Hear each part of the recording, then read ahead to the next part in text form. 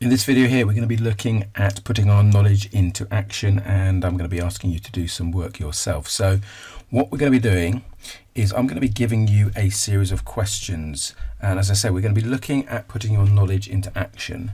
So it's really useful for you to be able to explain, to articulate, to really talk through your understanding of this theory. And I recommend highly that you take the time to explain this theory to whoever. Your mates at school, mum and dad, anyone at home.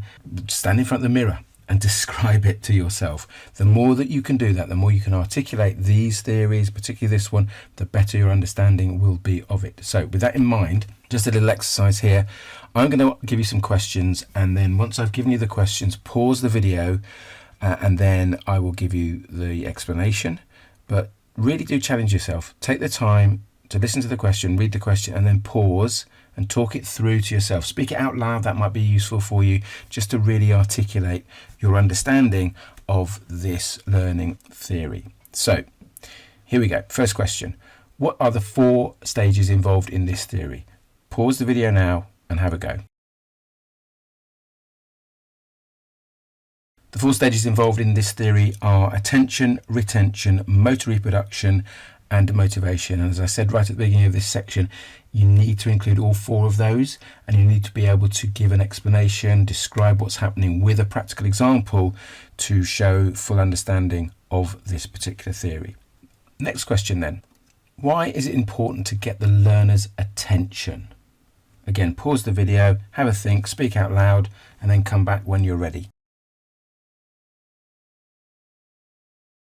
It's important to get the learner's attention because we want them to be able to see the demonstration. We want them to be in a position where they can see exactly what the demonstration is. We're going to draw the learner's attentions to the important cues. We've talked before about maybe the elbows or the knees or the body position, etc. We want the students to be able to create a mental picture of that demonstration, and so that they can go and create some kind of mental and do some kind of mental rehearsal, which all leads to retention. That is why it's important for the coach or the PE teacher to get the learner's attention. Next question. What makes a good demonstration? Again, pause the video now.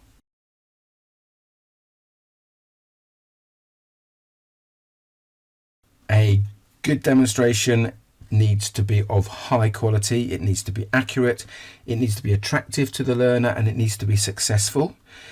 It's best if it's carried out by someone who has high status in response or in comparison to the learner, and it's important that the important cues are highlighted so that the learner can pick up on those cues and try to replicate or reproduce them. The learner must be physically and mentally ready to carry out that particular movement, and that's what makes a very good demonstration. Next question. What keywords could you use when describing the retention process? Again, pause the video now.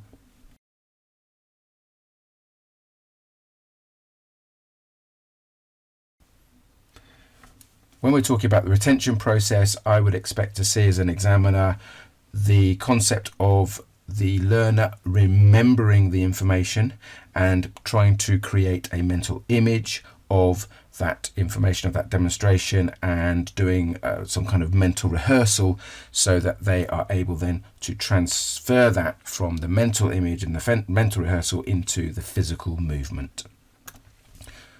What is involved in the motor reproduction stage? Pause.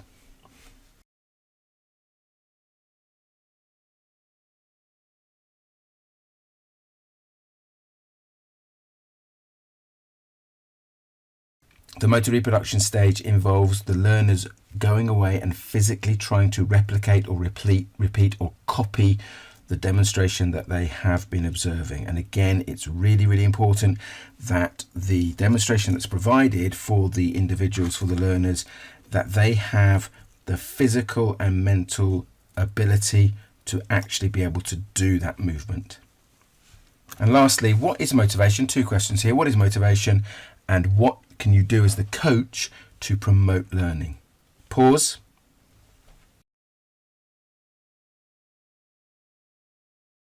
Motivation is the desire to achieve a goal or to learn something.